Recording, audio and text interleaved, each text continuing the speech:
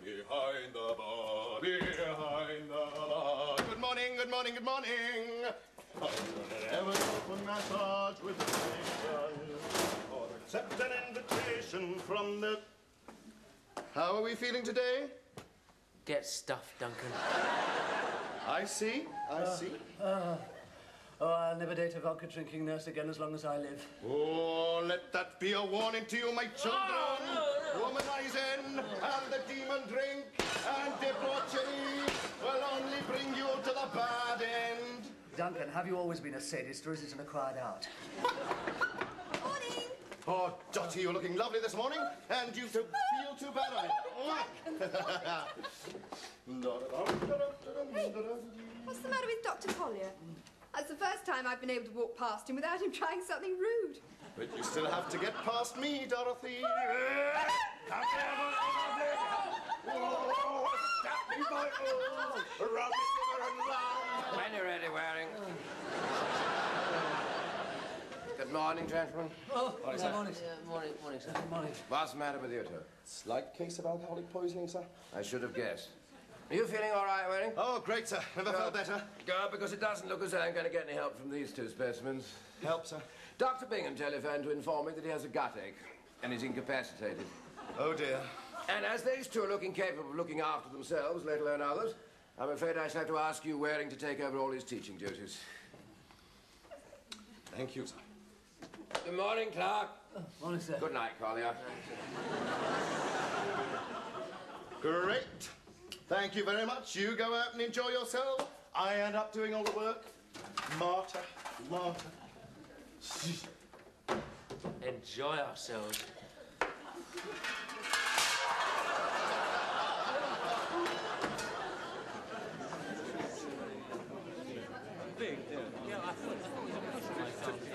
Okay, now, is everybody from Dr. Bingham's group here?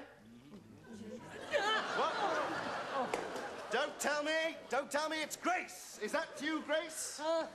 Hello, Dr. Waring. How did you know it was me? Experience, Grace. Bitter, bitter experience. Come here. Stand there, right there where I can see you. Right. Now, can everybody hear me? No. Can everybody hear me now? No. All right, how about that? Can everybody hear me? Quite adequately, thank you, Dr. Waring. All right, okay, fine. Now, Dr. Bingham's got a slight touch of gastroenteritis. Oh, shit. What's the symptoms of gastroenteritis, Grace? Gastroache? I mean, enteritis. No, I mean... Forget it. Anyone else? Diarrhea. Diarrhea. Mm-hmm. Abdominal pain. Mm-hmm. Possible fever. Yes. And vomiting. Oh, first prize for Miss Singh. Right, so anyway, Dr. Bingham will be incapacitated for a few... You're all right, Grace? Yes, I think so. Well, just pay attention, will you? Yes. Right. Now, we're going to have a look at Mr. Peterson here, who's suffering from a condition known as Meniere's disease. OK, now, where do we start looking? At his Meniere's. Meniere's disease is a disorder of the labyrinth of the ear. We all knew that. Oh, very good. Right, now, as it is a disorder of the ear, one of the principal symptoms is deafness, combined with a buzzing or ringing in the ear, which is called tinnitus. What's the matter with you, Grace? Grace, what's the matter with you? Grace! What? Sorry, did you want me? What is the matter with you? I'm afraid you'll have to speak up. I'm sorry, I can't hear you very well. I've got this funny buzzing sound in my ears. What's the matter with you? Would you like me to find you a megaphone, Dr. Waring? Grace. Oh, no. Forget it. Come and stand here, right there. Right. Now, being a disorder of the ear, a patient may experience slight nausea, followed by violent retching and prolonged vomiting. Now, Excuse. get out! But the principal characteristic of the disease is the sudden attacks of vertigo, which the patient may be so violent that the patient may find great difficulty in standing up or even walking, so that he may cling to the nearest article of furniture or person as means of support. Now, oh!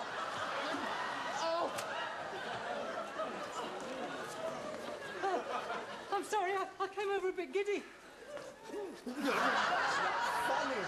Well, not content with Meniere's disease, pneumonia, leukemia, and whooping cough, after lunch he contracts gout, syphilis, trench fever, and hepatitis. That's a disease I have nightmares about. What's that, syphilis or trench fever? Hepatitis. If you catch that... Yes, if you catch that, you can't drink alcohol for at least 6 months. Sure. I'm not. Has anyone seen my whatsits? I'll say, I've never seen a better set anywhere. Really, Dr. Collier? I see you're back to your old self. Yes, yes. Are these what you're looking for? Oh, yes. Now, come on, thanks. Dottie. Where are we going tonight? I've told you before, Dr. Collier, I don't go out with sex maniacs. I don't mind, we'll stay in then. Hey, have any of you seen Reggie? Seen Reggie? Your brother Reginald, in the space of 8 hours, has experienced every disease known to man, bar hiccups. He hasn't started his attacks again, has he?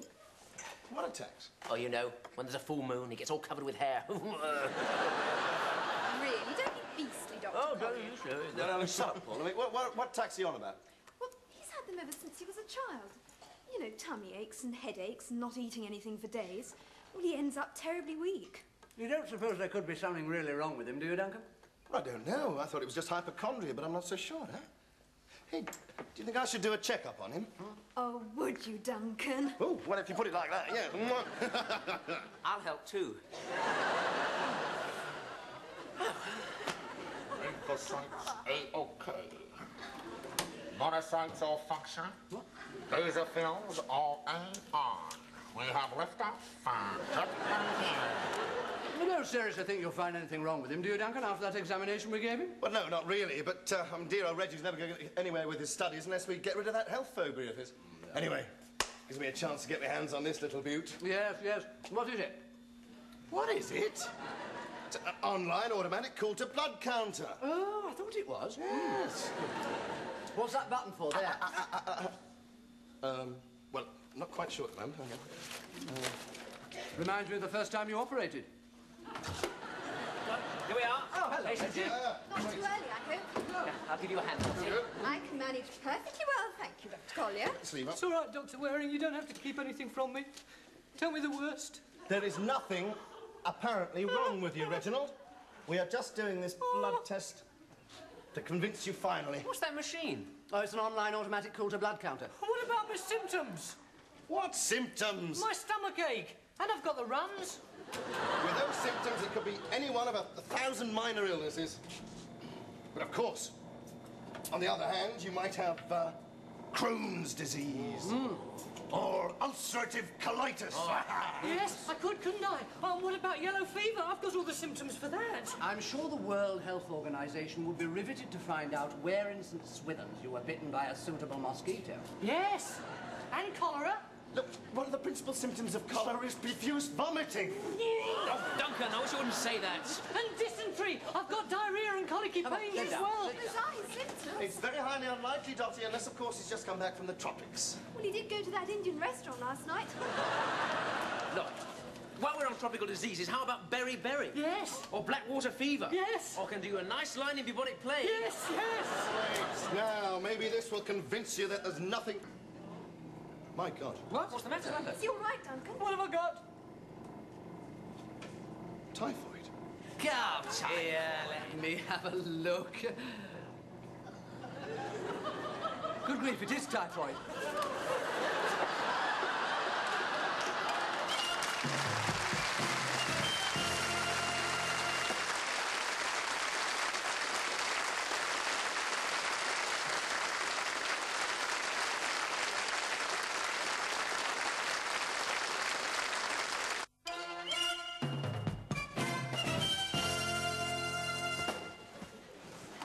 For God's sake, will you stay still, Reggie?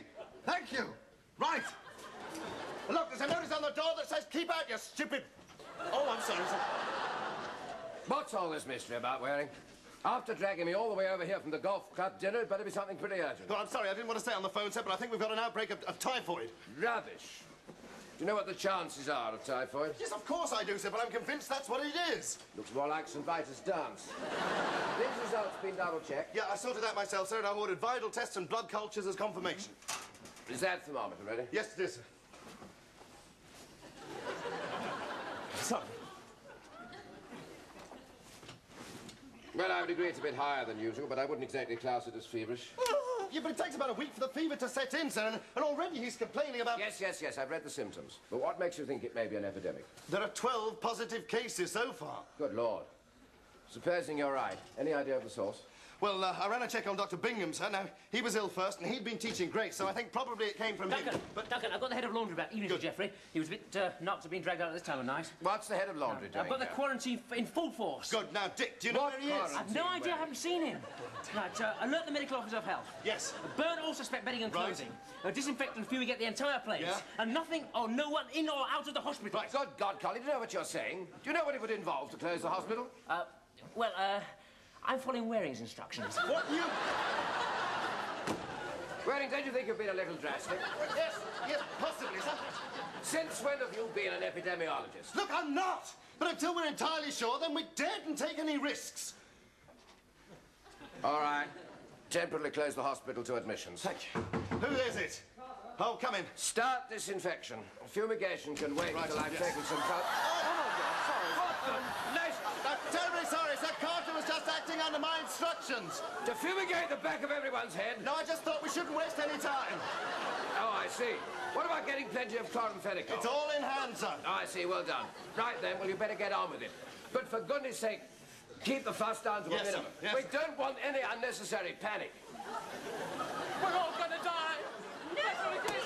We're all going to die. We are not going to die, Mr. Neve. Come inside at once. Give me back those sheets. What have you? We're all going to die if we don't get out of here. We have to escape. We've got to get out. We're all going to die. Please try and control yourself. There is no need for you to get back. Disinfected and fumigated all the way through. Carter, make sure it goes right up the end there. Right up the Don't end. do that for nothing. I've seen it all before. They'll be burning the bedding next. Oh, my goodness. Keep it going round. Come along, attend to her. It's just a simple thing. Dr. Waring, Oh, sister. do you intend to have both male and female patients in this isolation ward? No, of course not. No. Now, you lot get ready with those screens. I want them right down the middle of this ward as soon as we're finished. I should think so. Unisex wards haven't come to St. Swithin's yet, I'm What's the glad matter, to say. Duchess? Be nice and cosy in here. You can have the bed next to mine if you like, love. Have you seen anything about Dick? I haven't seen him anywhere. No, what progress are you making? Well, I'm just plotting where all the suspect cases are. Yeah? Good God, what's that, 15 cases in the nurses' home? No, that's the number of visits I've made there. Oh, well, how many actual reported cases? Well, none yet, but I'm expecting one any time now. Now, Dr. Waring, will you please tell everybody what you want them to do? Oh, yeah, right. Now, listen, everybody. Everybody. Dr. Waring. We're not going to be here very long. I knew it. We're all going to die. That's what it is. We're going to die. Right now, look, everybody. Give it your Listen, Dr. Waring, he's going to tell you to give your addresses to me. And yeah, I'll take the addresses. Shut up, Paul. A list of names and addresses to Dr. Collier, together with everyone you might have met in the last few days or even spoken to, all right? We're going to die. Sister, I'm going to go down to the laundry. I want you to arrange for everybody's clothes to be treated, okay? Yes, and that Doctor. includes you and Dick, wherever he is. Yes, Right. Dr. Waring. You can leave everything to me. Oh, thank you. Mr. Neve, please take your hands off my leg. I'm speaking to you from St. Swithin's Hospital, London, where earlier this evening a suspected typhoid outbreak was reported. The exact extent of it isn't yet known, but we do know that the hospital authorities are sufficiently concerned about it as to order the closure of the hospital for the first time in its 400-year history. The quarantine precautions are very strict indeed. Earlier, I had the chance of talking to the man responsible for implementing them, Dr. Richard Stewart Clark. Hello. Dr. Stewart Clark, you really are the man of the moment. Exactly when did you discover this outbreak? Oh, well, my staff and I first detected the outbreak about 5 o'clock this evening. And in exactly 3 hours, you managed to isolate all known contacts? Well, not quite yet. No. I still have an awful lot of work ahead of me. You see, we are dealing with human lives here. Dr. Stuart Clark wouldn't prolong the interview, but before he left, he did ask that we organise certain supplies. When a fight against possible epidemic is being led by doctors of such selfless devotion, who can refuse anything which may make their arduous task just a little easier? Tim Brinton, News at 10, St. Swithin's Hospital. Ha, ha, ha. Cheers. Oh, I say. I'm sorry, sir. Steady on. Does anyone in here? You ruined the whiskey. Are you not going to get out of this I bed? am not. This is Now my look, bed. Mr. My name is on that bed, and in this bed I am staying. Dr. Waring! Dr. Waring! I'm sorry. It was the only one they had left. Well, I had the clothes fumigated and I couldn't afford to wait. I brought the colour back to your cheeks, eh, Duchess? Dr. Waring, I'm trying to control myself. But if somebody doesn't remove this self-styled court jester from the women's side of the ward, I shall get cross. Who said it's the woman's side? I haven't heard anything to that effect. What difference does it make which bed you're in? Oh, blimey, you're a doctor and you don't know. Are you going to get out of this bed or are you not? No, I am not. This is my bed and I am staying in it. Right. Right. Right.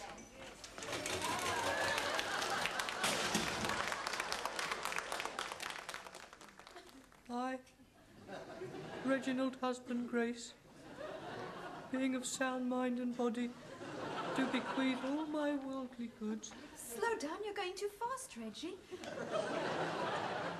Do bequeath? Do bequeath all my worldly goods. Reggie, I can't hear you. Do bequeath all my worldly goods. Give me that.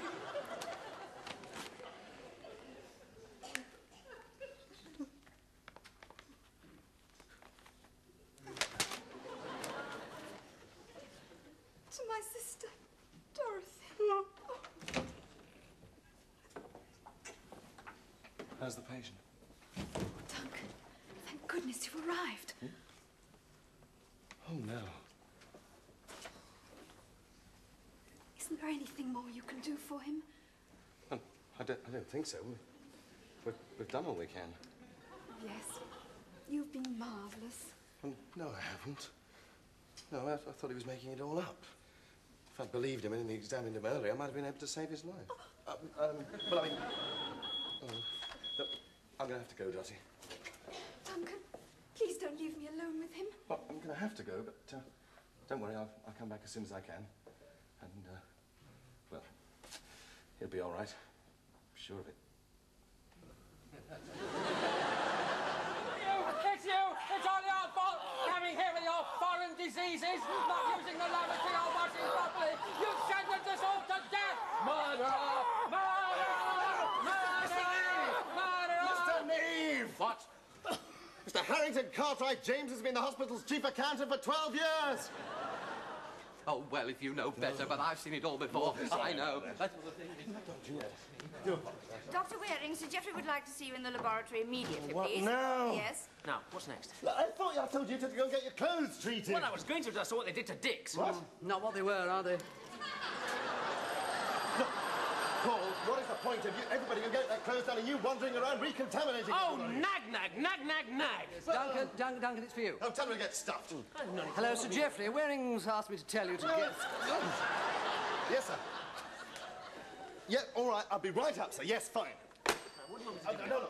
Nurse. Yes? Nurse, Dr. Colley's a bit bashful about taking his clothes off. Would you give him a hand, do you think? Certainly, Doctor. Good. Nurse.